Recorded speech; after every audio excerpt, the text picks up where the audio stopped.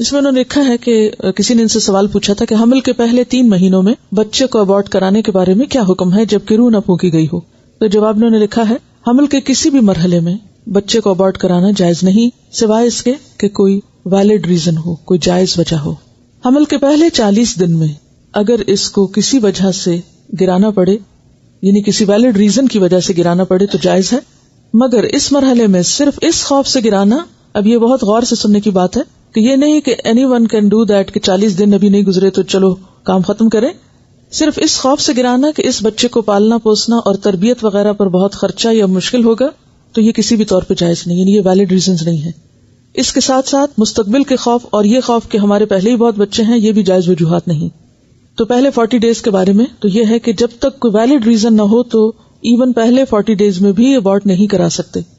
حمل کو علقہ یا مضغہ کے مرحلے میں، یعنی اگر اگلے جو 40 ڈیز ہیں اور اس کے بعد کے، اس کے مرحلے میں بھی اس کو گرانا صحیح نہیں سوائے اس کے کہ ماں کی صحت کو خطرہ ہو، یعنی اگر ماں کی جان کو خطرہ ہو. اور اس صورت میں کہ حمل کو اگر کنٹینیو کیا گیا، مثلا بعض خواتین کا بی پی بہت ہائی ہوتا ہے اور پریگننسی میں وہ اور زیادہ بڑھ جاتا ہے، تو ایسے میں ماں کی جان کو خطرہ ہو سکتا ہے، تو اس صورت میں صرف جائز ہو سکتا ہے.